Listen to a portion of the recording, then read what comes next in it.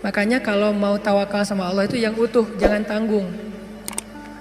Kalau mau menyerahkan satu urusan kepada Allah itu yang utuh, jangan tanggung. Apa utuhnya? Yakinnya yang utuh. Jangan bisa nggak ya? Udah deh, doa aja dulu. Bisa nggak bisanya kita lihat aja nanti. Jangan muji Allah. Jangankan Allah, hamba aja, ulama aja kita nggak boleh muji. Salah satu adab dalam mencari ilmu itu apa teman-teman? Tidak boleh bertanya kepada ulama, kepada guru, pertanyaan yang tujuannya hanya untuk menguji keilmuan guru. Itu adab mencari ilmu, nggak boleh. Sengaja nanya, Ustaz saya mau nanya, coba sebutkan ayat ini, jadi kayak ujian ya.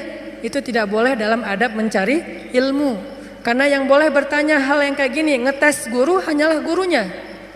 Sedangkan kita mendengar, kemudian berusaha untuk mengamalkan. Makhluk aja nggak boleh diuji, apalagi Allah Subhanahu Wa Taala. Kalau kita mau berprasangka baik, prasangka baik yang utuh. Ya Allah, inna solati wa nusuki wa mahyaya wa mamati. Itulah makna dari husnuzon yang utuh kepada Allah Subhanahu Wa Taala. Aku tergantung prasangka hambaku kepadaku. Sehingga kalau kita yakin sama Allah, sebesar apa keyakinan kita, sebesar itu juga pertolongan Allah dalam hidup kita. Kalau kita pengen ngelihat keajaiban dalam hidup kita, berarti keyakinan kita kepada Allah harus ajaib. Kok kamu tenang-tenang aja sih? Kan ada Allah. Ya sih ada Allah, tapi kan, nah yang bilang tapi, maka tidak akan pernah melihat keajaiban dalam hidupnya. Yang bilang cuman, yang bilang alasan-alasan yang banyak, berarti dia nggak bakalan pernah ngelihat hal-hal yang ajaib terjadi dalam kehidupannya. Kalau dia pengen ngelihat hal yang ajaib, dia nggak boleh bilang tapi, dia cukup bilang hasbiyallah. Cukup buat saya Allah. Maka terjadilah keajaiban dalam hidupnya. Kok nggak ada kejadian keajaiban dalam hidup dia? Padahal dia udah sering bilang hasbiyallah. Kita nggak tahu, dia tahu. Kita nggak ngerasa, dia yang ngerasa. Ada teman kita nih lagi diuji dengan ujian yang sangat berat, sakitnya parah, tapi lisannya selalu berzikir hasbiyallah, hasbiyallah, Allah syafi, wa idza maritu fahuwa yashfin. Dia terus memuji Allah. Kita yang ngedengar bertanya, dia tuh udah sering berzikir loh, kok sakitnya belum sembuh-sembuh juga? Suka gitu kan? Dia itu udah sering berzikir loh, kok hutangnya belum lunas-lunas juga? Dia itu udah sering berzikir loh, kok masih jomblo juga? Ada yang ngerasa kayak gitu? Karena kita nggak ngerasa apa yang dia rasa setelah berzikir. Ternyata kadang Allah menolong seseorang itu bukan dengan mencabut masalahnya. Yang lebih hebat lagi, Allah menolong seseorang dalam masalah dengan cara menguatkan hatinya dalam menghadapi masalah. Masalahnya nggak diangkat sama Allah, tapi hatinya dikuatkan. Sehingga dia tidak pernah mengeluh, nggak pernah berputus asa, nggak pernah menjadi orang yang lemah, kemudian pundung kepada Allah, enggak. Berarti Allah sudah menolong hatinya. Dan buat dia, itu kadang lebih baik daripada kita yang hanya menonton dari luar. Kenapa dia masih bertahan? Kenapa dia masih kayak wajahnya kayak nggak kesakitan? Kenapa dia kayak nggak pernah ngeluh? Kalau kita jenguk dia ke rumah, dia nggak pernah ngeluh, justru kita yang ngeluh. Justru kita yang malu karena merasa kita lebih banyak mengeluh daripada dia. Lihat aja saudara-saudara kita yang sedang diuji oleh Allah di Syam, di Suriah.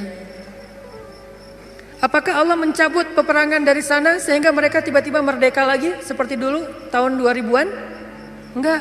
Terus apakah Allah nggak nolong orang Suriah? Nolong banget. Gimana cara Allah menolong orang Suriah? Dikuatkan hati mereka. Mungkin kalau kita berada di posisi yang sama, dari dulu kita udah putus asa tuh. Berat banget kan ujian di Suriah? Anak kecil yang harus jadi ayah dan ibu buat adiknya yang masih kecil. Padahal dia juga masih SD, tapi udah jadi orang tua buat adiknya. Anak kecil yang tangan dan kakinya putus karena tertimbun dengan reruntuhan bangunan. Lalu harus diamputasi, harus dijahit lukanya tanpa ada obat bius. Apa yang dia baca dan menahan rasa sakit? Dia baca Al-Quran. Lagi dijahit nih, lukanya yang menganga, dijahit, gak pakai obat bius. Biusnya apa? Membaca Al-Quran. Apakah kita bisa membius diri kita dengan membaca Al-Quran? Bisa, bius total. Begitu baca Quran, ngantuk langsung ya. Kalau bius lokal belum bisa, bius total ya. Duh gak bisa tidur, terus ngapain? Dengerin Al-Quran, langsung tidur. Kalau sahabat Nabi dengar Al-Quran gak bisa tidur. Kalau kita gak bisa tidur, dengar Quran. Kebalikan dari sahabat Nabi. Umar tuh kalau lagi malam baca Quran pasti gak bisa tidur. Kita kalau gak bisa tidur pasti baca Quran langsung tidur. Kadang-kadang baca Qurannya baru bismillah udah tidur. Apalagi di dalam sholat. Kalau imamnya bacanya panjang, itu obat bius banget tuh. Langsung pada tunduh kan ya. Begitu kita dengar bacaan Al-Quran. Apa yang membuat mereka kuat? Pertolongan Allah. Saat dijahit lukanya, mereka baca Bismillahirrahmanirrahim, Alif Lam Mim, sambil dijahit. Dzalikal kitabu la raiba fihi hudal lil muttaqin. Dijahit lagi dijahit. Dan bukan satu luka, ada beberapa luka di sekujur tubuhnya. Alladzina yu'minuna bil ghaibi wa yuqimunas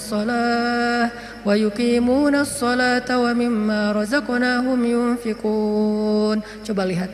Itulah pertolongan Allah untuk anak-anak ini. Allah tidak mengangkat luka mereka, Allah tidak mengangkat kezaliman dalam kehidupan mereka, tetapi Allah menguatkan hati mereka, dan itulah penjagaan Allah kepada mereka. Sedangkan orang yang tidak dikuatkan hatinya, baru juga diputusin sudah bunuh diri, gagal pula. Kalau bunuh diri berhasil masih mending, bunuh diri gagal lah gitu. Loncat dari jembatan kesangkut misalnya, nggak enak banget kan ya. Ada dulu yang pengen bunuh diri karena ditolak sama ceweknya. Kebetulan di depan rumah ceweknya itu ada truk lagi berhenti, terus dia balapan, sengaja nabrakin dirinya ke truk yang lagi berhenti, tepat di depan rumah ceweknya. Kenapa? Pengen nunjukin ke ceweknya, aku nggak bisa hidup tanpa kamu. Coba. Kenapa bisa kejadian kayak gini? Karena hatinya tidak dikuatkan. Kenapa ada orang yang berkali-kali diputusin, tetap aja datang lagi. Kuat banget tuh hatinya. Berkali-kali diputusin, datang lagi. Bukan datang ke yang lain, datang ke yang sama. Sampai orang yang putusinnya, yang putus asa memutuskan, akhirnya menerima. Nah, di sini berarti bukan soal layak dan tidak, soal siapa yang paling sabar ya. Kan kata Umar bin Khattab, rahasia kemenangan dalam satu pertarungan, ini yang ngomong jawaranya ya, Umar bukan saya. Kalau saya mungkin bukan petarung, kalau Umar kan petarung. Dia ngomong apa? Rahasia kemenangan dalam satu pertarungan bukan teknik, bukan kekuatan fisik, tapi ketahanan, kesabaran. Siapa yang paling sabar, dia yang akan menang. Siapa yang paling sabar sampai ronde 10, maka dialah yang menang. Begitu juga dalam kehidupan, siapa yang paling kuat, dialah yang akan sukses, yang paling sabar. Ternyata kadang Allah menolong kita bukan dengan cara buat hidup kita nggak ada masalah. Justru kadang masalah itu kuliah buat kita. Masalah itu nyantri buat kita. Masalah itu kursus buat kita, biar kita mengerti kebaikan. Mengerti artinya menjadi orang yang tangguh. Tapi Allah kuatkan hati kita. Sehingga kita berbaik sangka. Ihfazillah yahfazka. Jaga Allah, Allah jaga kamu. Berbaik sangka kepada Allah. Misalnya lagi ada musibah, oh kayaknya Allah mau ganti yang lebih baik nih. Kayak gitu. Ada musibah langsung berbaik sangka, Allah mau ganti yang lebih baik. Istri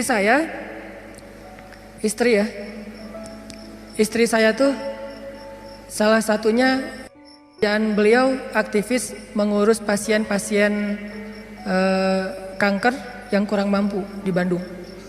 Jadi kita punya namanya rumah teduh, menampung ada sekitar 6 rumah, menampung lebih dari 70 pasien, termasuk ada yang dari Garut, dari Tasik, dari pelosok-pelosok, bahkan ada yang dari Garut bagian selatan yang kemarin sempat kita anterin, udah meninggal pakai ambulan. Dari Bandung ke rumahnya itu 12 jam. Karena pertama udah sampai di jalan raya harus digotong, gak bisa naik mobil ke atas, ke bukit gitu. Gotongnya aja sejam. Kalau pakai motor nggak mungkin kan, bawa tandu kan, pakai motor nggak mungkin ya. Tapi kalau teman-teman anak-anak motor kayaknya bisa nih ngetrik ya, bawa. Kalau kita nggak bisa akhirnya ditandu, sejam naik ke atas tuh. Nah, kemarin ada kejadian di salah satu rumah teduh untuk nampung pasien-pasien yang kurang mampu bersama keluarga mereka. Ada satu pasien nyamar. Dia pura-pura sakit, terus tinggal di situ sehari. Tiba-tiba malam hari dia hilang, semua HP keluarga pasien diambil, dibawa lari. Mencuri HP pasien kanker kurang mampu, coba kurang apa dosanya tuh? Mencuri HP nyopet HP orang di mall masih mending, dosa lah, tapi nggak dosa segede itu ya, nggak berlipat-lipat. Ini dosanya apa? Mencopet, mengambil HP pasien, keluarga pasien kanker kurang mampu. Yang di HP itu satu-satunya alat untuk komunikasi, ngurus pengobatannya. Kita nelpon mereka juga di situ, nelpon dokter lewat HP itu, diambil sama dia. Hilang sekitar 5 HP, 5 pasien. Langsung kita coba snapgram di sosial media. Dalam hitungan jam, Allah ganti HP yang lebih bagus, jumlahnya 2 kali lipat. Itu juga kita stop, kalau enggak mungkin 10 kali lipat jumlahnya, bisa jualan HP itu. Kita taruh Instastory, kita butuh HP nih, ada 5 pasien kita yang kehilangan HP dalam satu musibah, mudah-mudahan Allah ganti yang lebih baik. Ternyata langsung pada ngejapri, saya ganti. Bukan HP bekas, HP baru yang harganya mungkin lebih mahal berkali-kali lipat dari yang hilang. Dan jumlahnya berkali lipat dari yang hilang. Hilang 5, yang udah terkumpul dalam hitungan 1 jam 10. Itu langsung kita stop, kalau enggak bisa 100 tuh. Lumayan kan, bisa buka lapak lagi tuh. Nah ternyata benar kalau kita berprasangka baik ke Allah. Akhirnya mereka pas dikasih HP yang baru bingung. Pak ini gimana cara memakainya nih? Karena HP yang mereka selama ini kan yang HP hitam putih yang agak gede yang bisa ngelemparin maling ya. Sekarang HP-nya slim, warna, bisa selfie. Mudah-mudahan sih nggak sibuk selfie ya. Nah alhamdulillah dikasih yang lebih baik. Coba berprasangka aja sama Allah. Dan itu mudah banget bagi Allah. Saya juga pernah hilang HP. Malam-malam mau ada acara tahajud bareng. Bangun tidur karena udah telat bangunnya. Acara tahajud jam 2, saya bangun di rumah jam 2. Kan telat banget tuh, berangkat ke tempat masjidnya setengah jam paling cepat. Akhirnya karena panik, saya ambil HP, jatuh. Pas jatuhnya itu bagian layarnya langsung pecah, gak bisa lagi dipakai digit. Wah HP saya hilang, langsung doa, Allahumma ajurni fi musibati wa akhluf li khairam minha. Ya Allah, beri saya pahala dalam musibah saya, beri saya ganti yang lebih baik darinya. Waktu itu HP saya HP harga 2 juta. Paginya jam 10 pagi Allah ganti dengan Samsung Note 5 yang waktu itu harganya masih 10 juta. Coba langsung cash langsung dikasih sama Allah. Gimana caranya? Allah yang punya cara. Dan kita nggak harus tahu caranya karena ayatnya juga wa yarzuqhu min haitsu la yahtasib. Dari jalan yang Allah yang kalian tuh nggak pernah duga. Prasangka baik sama Allah. Ditolak, oh berarti akan diberikan yang lebih baik dari ini. Ditolak lagi, oh berarti lebih baik lagi. Cari lagi yang lebih baik, ditolak lagi. Makanya nyari yang terbaik. Begitu ditolak, Allah berarti akan menggantikan yang lebih baik dari dia. Itu ada cewek, Masya Allah, berhijab, hafal Al-Quran, juz 30. Lancar. Nih kayaknya tipe saya banget nih. Jadi saya gak perlu repot-repot ngajarin Al-Quran ke anak saya. Udah ada mamanya. Ini kayaknya cewek yang setia, keibuan. Kayaknya dia gak senang keluar, lebih senang di rumah. Pas banget dengan tipe kita misalnya. Ternyata pas datang ditolak. Maaf saya udah tunangan. Lagi-lagi kayak gitu ya. Gak survei dulu sih, langsung datang aja. Karena gak ada surveinya, datang ditolak. Oh, mudah-mudahan dikasih yang tadi juz 30, karena ditolak dikasih yang 30 juz. Tapi sekarang masih juz 30 juga bertahap. Pas sudah nikah nanti dia hafal Quran jadi 30 juz. Bisa kayak gitu, bisa banget. Kerjaan, ada satu kerjaan yang kita gak berhasil, satu usaha nih. Lagi mulai usaha kecil, modal 1 juta usaha. Ternyata ada yang gak jujur, kita ketipu, gagal. Jangan langsung berburuk sangka ke Allah. Apa maunya lagi Allah nih? Saya kan melakukan usaha ini gara-gara saya meninggalkan riba. Masa saya meninggalkan riba tapi malah makin sulit? Kayaknya Allah gak rela ya. Saya mau hijrah. Ya udah deh saya balik lagi. Malah saya juga sama Allah. Kayak gitu kan? Berarti kita sudah berburuk sangka kepada diri kita sendiri. Harusnya, oh Allah gak mau ngasih saya rezeki yang receh kayak gini nih. Makanya dibikin ini ada masalah dikit. Dikasih rezeki yang lebih besar. Usaha lagi. Dari mana? Kan udah habis modalnya. Bukankah Allah maha kaya? Bukankah Allah alam yajidka yatiman fa'awa wa wajadaka dhallan fahada wa wajadaka ailan fa'aghna. Tinggal kita yakin aja dan berbaik sangka kepada Allah. Makin yakin dan makin berbaik sangka, makin Allah nunjukin hal-hal yang ajaib dalam hidup kita. Saya sering cerita, pasti teman-teman mungkin sebagian pernah dengar di YouTube. Gimana saya ngebuktiin kebesaran Allah dengan sedikit mengambil resiko gambling, yaitu berangkat ke luar negeri gak punya modal sama sekali, gak bawa duit 1 rupiah pun gak bawa, berangkat ke luar negeri. Terus apa keyakinan saya? Baik sangka kepada Allahnya. Saya cuma berbaik sangka waktu itu Allah di Indonesia sama Allah di Mesir itu sama. Beda nggak Allah di Indonesia dengan di Mesir? Sama kan ya? Terus yang ngasih makan kita di Indonesia Allah, berarti yang ngasih makan kita di Mesir Allah juga. Ya udah, berarti nggak ada masalah. Orang yang ngasih makannya sama, kecuali yang ngasih makannya beda. Di Indonesia yang ngasih makan ayah, berarti di Mesir harus cari ayah mertua. Ayah bukan pemberi makan, tetapi ayah yang dengan lewat dialah Allah memberi kita makan. Tapi punya cara yang lain, Allah lah pemberi makan. Akhirnya saya berangkat. Allah di Indonesia dengan Allah di Mesir sama. Apakah Allah akan mengecewakan hambanya yang berbaik sangka? Enggak. Ternyata terbukti banget teman-teman. Saya malah merasa sangat diperlakukan dengan istimewa oleh Allah sepanjang perjalanan sampai pulang lagi ke Indonesia. Gak kelaparan sama sekali. Ikhtiar. Cuman kadang kita ikhtiar habis-habisan. Kalau Allah mengatakan tidak, ya tetap aja gak bisa. Ada juga orang yang ikhtiarnya biasa-biasa aja, Allah bilang ya, dapatnya lebih dari apa yang dia ikhtiarkan. Saya jual bakso, jual doang, yang masak teman, karena saya gak bisa masak. Saya bilang ke teman, lo masakin bakso, nanti biar gua yang jual. Nanti bagi 2, lo 30%, saya 70%.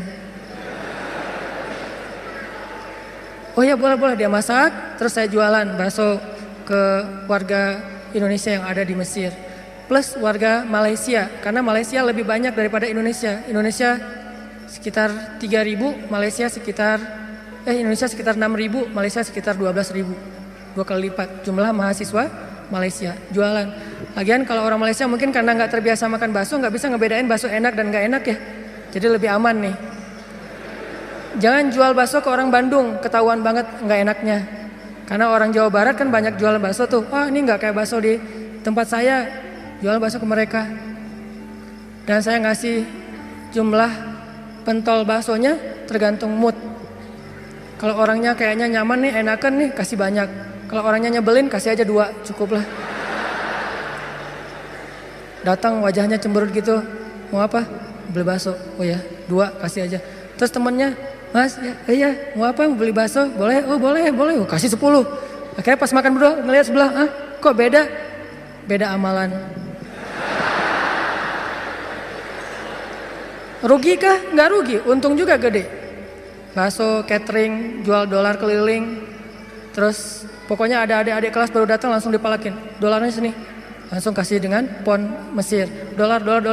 Dalam sehari bisa dapat 1.000 dolar, lumayan. Sampai akhirnya setelah saya berangkat ke Mesir, justru nafkah keluarga saya lebih lancar daripada saya di Indonesia. Buktinya apa? Adik-adik itu sekolah saya biayain, kirim dari Mesir. Dari mulai dia SD, SMP, SMA dibiayain. Terus ibu nanya, saya nanya ke ibu, Mak, kan di Aceh, Mak butuh apa di rumah? Kalau abang ada duit lebih, Mak pengen beli kulkas.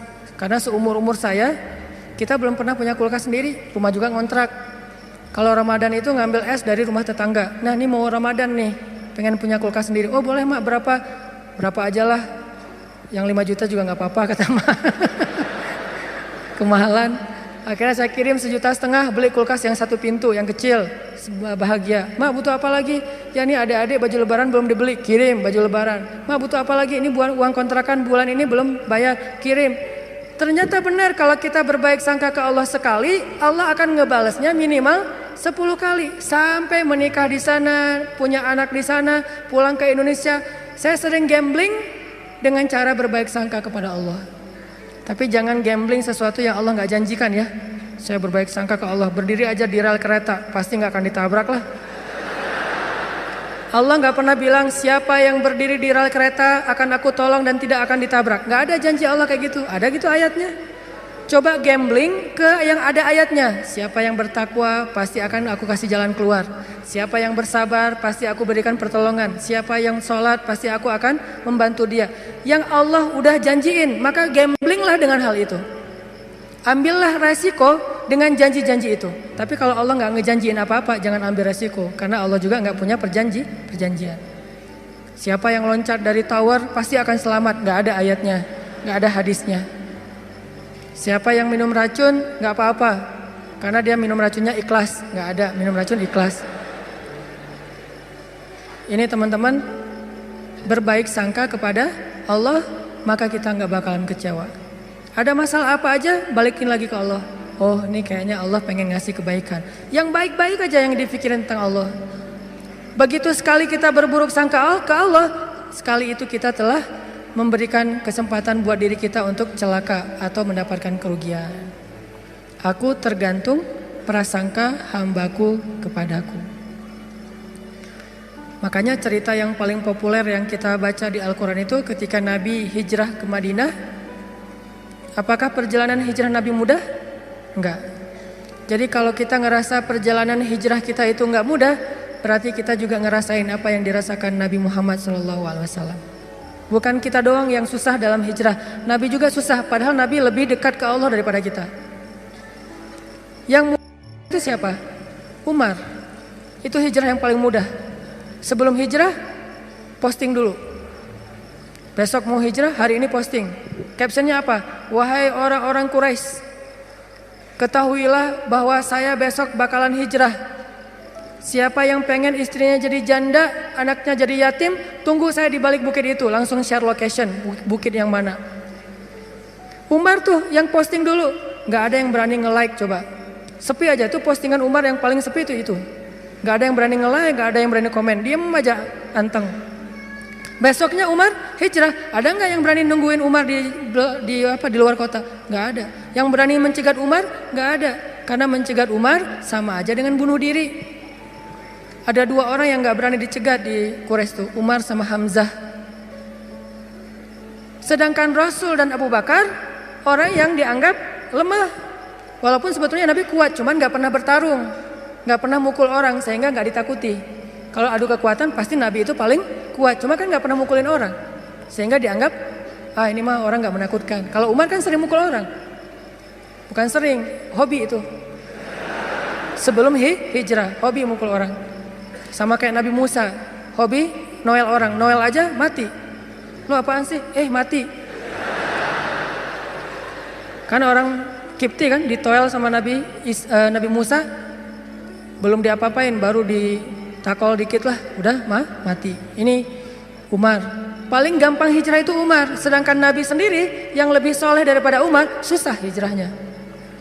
Harus sembunyi-sembunyi, harus diam-diam, harus ngambil arah yang berlawanan dari kota Madinah. Kota Madinah ke sebelah sini, Nabi malah perginya ke sebelah sini.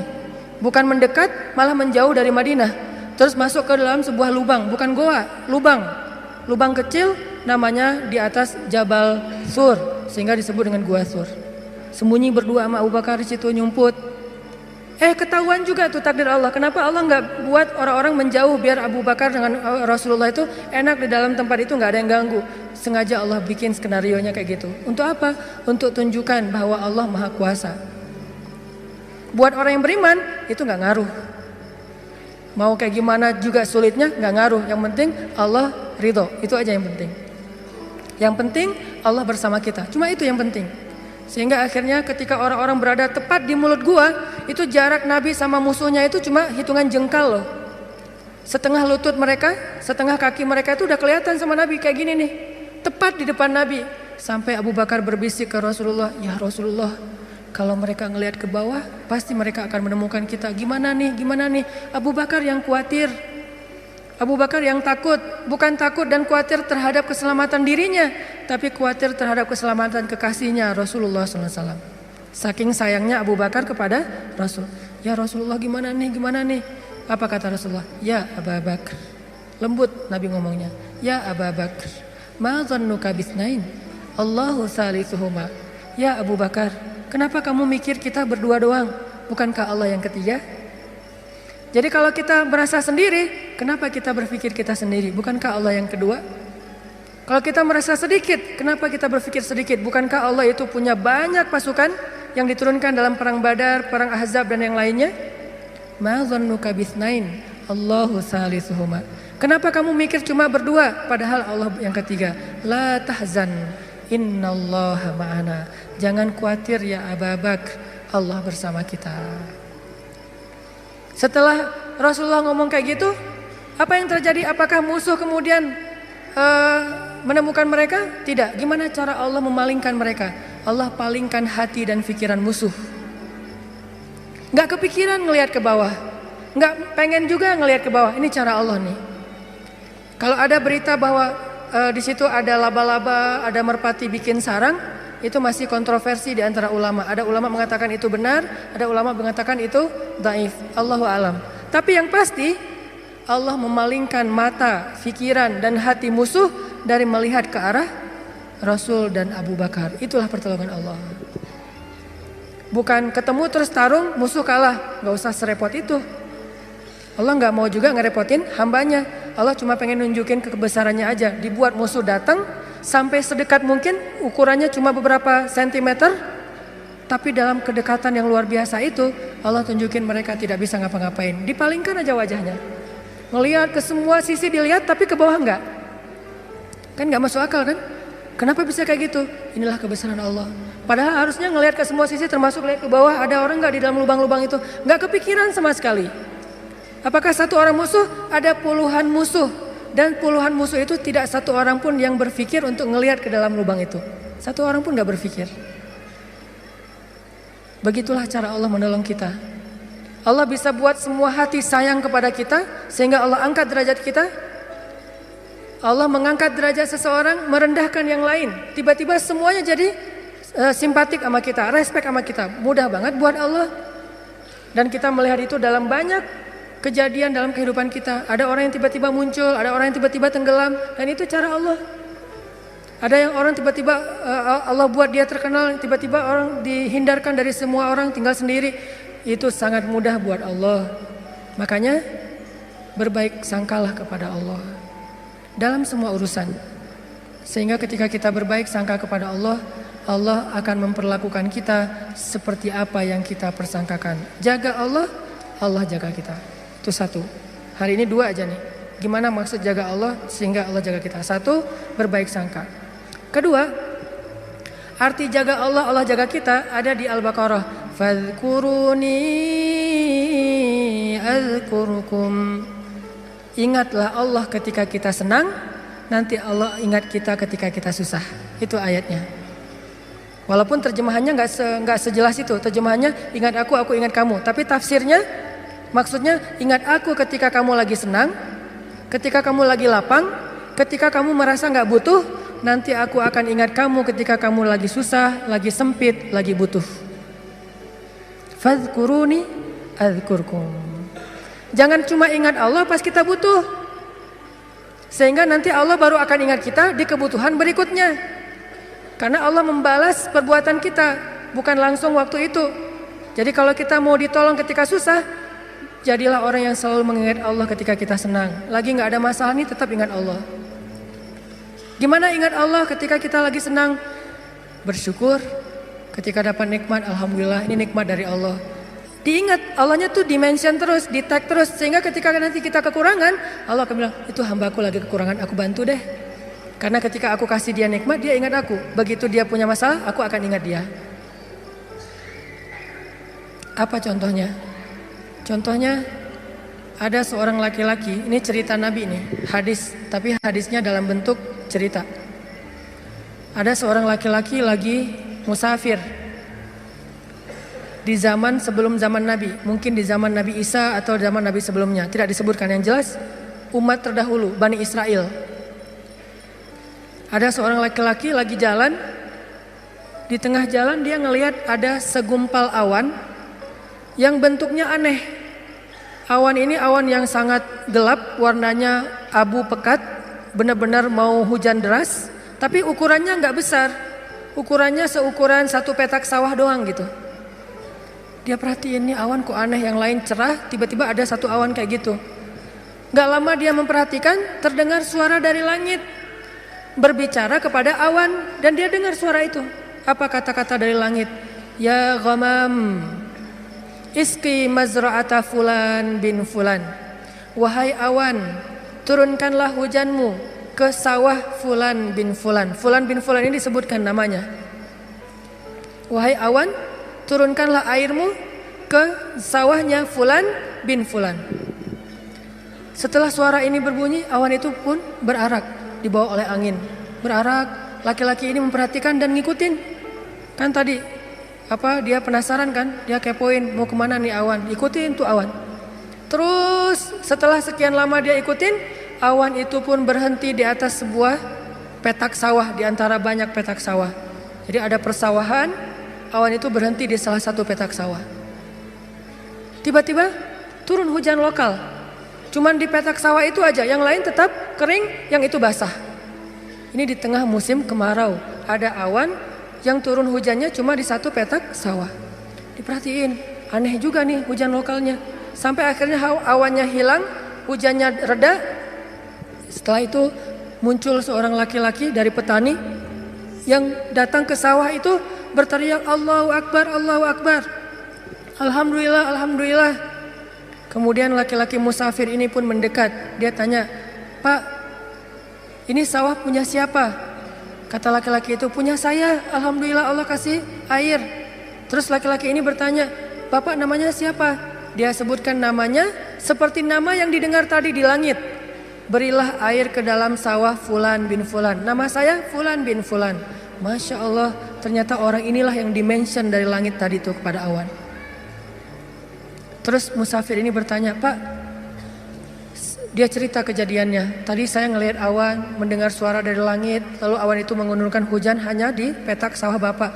Apa yang Bapak lakukan sehingga Allah mengistimewakan Bapak? Kenapa Allah memberikan air hanya ke sawah Bapak sementara yang lain tetap gersang? Apa yang Bapak lakukan? Kata laki-laki ini, kalau saya habis panen, dapat nikmat nih, panen raya. Kalau saya lagi panen, saya selalu membagi harta saya menjadi 3 bagian. 1 bagian saya berikan kepada fakir miskin sebagai bentuk syukur. Ingat Allah berarti. 1 bagian lagi saya berikan kepada keluarga saya sebagai kewajiban, nafkah. Dan 1 bagian lagi saya jadikan sebagai modal untuk membeli benih-benih berikutnya. Diputar lagi tuh uang. Ternyata Allah ridho dengan apa yang dia lakukan. Dialah orang yang ketika senang ingat Allah, gak lupa sama Allah. Sehingga ketika dia susah, musim kemarau, musim kering, gak ada hujan, Allah ingat dia. Begitulah Nabi berkisah tentang laki-laki ini. Tentang bab syukur di dalam banyak cerita-cerita ulama. Berarti maksud dari menjaga Allah, Allah jaga kita adalah bersyukur kepada Allah. Ingat Allah ketika kita senang, ketika kita sehat. Nanti Allah juga akan ingat kita ketika kita susah, ketika kita sakit. Minimal ingatnya dalam bentuk Alhamdulillah, ini anugerah dari Allah. Alhamdulillah, ini karunia dari Allah. Jangan lupa. Sehingga kalau kita dapat nikmat, jangan bangga diri dulu, jangan besar kepala dulu, tapi mention Allah dulu. Alhamdulillah, ini nikmat dari Allah. Sehingga nanti kalau kita butuh Allah, Allah akan ingat kita. Dan itu berlaku dalam semua masalah kehidupan kita. Satu cerita lagi, gimana Allah ingat hambanya yang ketika normal ingat Allah. Cerita yang populer tentang 3 orang yang terkurung di dalam gua. Gimana mereka bisa selamat? Lagi jalan touring, tiba-tiba badai. Masuk ke dalam gua berlindung. Karena badai akhirnya terkurunglah di dalam gua. Lagi touring tuh. Bahkan mungkin motornya ketinggalan di luar. Karena tadi pas buru-buru ya masuk ke dalam gua, motornya ditaruh di luar, terus mereka longsor. Gimana 3 orang ini bisa selamat dari kurungan gua? Dengan berdoa, ya Allah dulu saya kayak gini. 1, berbakti kepada ibu. 2, tidak menzalimi pekerja. Yang 3, meninggalkan zina gara-gara takut kepada Allah. Artinya dulu pernah berbuat baik ketika dalam keadaan normal, beramal solih. Nanti ketika mereka susah, amal soleh mereka dulu itulah yang akan menjadi wasilah Allah menolong mereka. Jadi jangan beramal soleh, rajin sholat, rajin ke masjid, rajin tilawah pas lagi ada masalah doang. Justru pas lagi normal kayak gini nih, kelihatan ikhlasnya. Kalau lagi ada masalah kan ada maunya tuh, bukan ikhlas ya. Walaupun Allah menghargai, tetap itu kebaikan, gak akan disia-siakan. Cuman mau lebih keren, jangan pas lagi ada masalah doang. Pas lagi normal, kayak lagi nggak merasa butuh sama Allah, tetap rajin ke masjid, tetap sholat tepat waktu, tetap mengingat Allah, tetap membaca Al-Quran, tetap membantu orang lain, tetap berbakti kepada orang tua. Sehingga kalau kita ingat Allah ketika kita lagi normal, lagi susah, lagi suka, lagi lapang, nanti Allah Subhanahu wa Ta'ala akan mengingat kita ketika kita lagi susah dan lagi sempit. Itulah yang terjadi dalam banyak kisah-kisah yang diceritakan oleh Nabi. Mudah-mudahan ini bisa jadi booster buat kita teman-teman. Kesimpulannya satu-satunya berbuat baik atau habis-habisan yang gak bakalan dikecewain itu adalah habis-habisan kepada Allah. PDKT yang gak bakalan kecewa itu PDKT-nya kepada Allah. Telepon yang gak bakalan di-reject itu telepon Allah. Japri yang gak bakalan diantepin, japri ke Allah satu-satunya. Kalau yang lain bisa aja kita dicuekin. Kenapa? Mungkin dia sibuk, mungkin dia lupa, mungkin. Tapi kalau Allah enggak. Kedua, maka dari itu coba kita jaga hubungan kita dengan Allah. Siapa yang menjaga Allah, Allah jaga dia. Satu, arti menjaga Allah adalah berbaik sangka kepada Allah. Allah juga akan berbaik sangka kepada dia. Dua, ingat Allah ketika kita senang, nanti Allah akan ingat kita ketika kita susah. Ketiga, sebagai penutup, arti berbaik sangka kepada Allah. Allah berbaik sangka kepada jaga Allah, Allah jaga kita. Sedikit lagi ini penting. Ridholah dengan nikmat yang sedikit, maka Allah akan ridho dengan amal yang sedikit. Memangnya amal kita banyak. Man radhiya bil qalil, kata Nabi, radhiyallahu bi qalilim min amalih. Siapa yang ridho dengan nikmat Allah yang sedikit, menurut dia sedikit, maka nanti Allah juga akan ridho dengan amalnya yang sedikit. Salat kita yang pas-pasan, ibadah kita yang pas-pasan, tilawah kita yang pas-pasan, Allah ridho. Kenapa Allah ridho? Padahal cuma pas-pasan, karena kita juga ridho dengan nikmat Allah di dalam kehidupan kita yang kadang menurut kita sedikit, padahal sesungguhnya banyak. Mudah-mudahan ini jadi penyemangat buat kita untuk terus mendekat kepada Allah Subhanahu wa Ta'ala. Jangan kecewain Allah, maka Allah gak bakalan ngecewain kita. Kenyataannya sering kita ngecewain Allah, Allah juga belum ngecewain kita. Tapi Allah punya batasan. Kalau kita terus-terusan kayak gitu, nanti akan datang janji Allah membalas suatu keburukan sesuai dengan perbuatan yang buruk itu.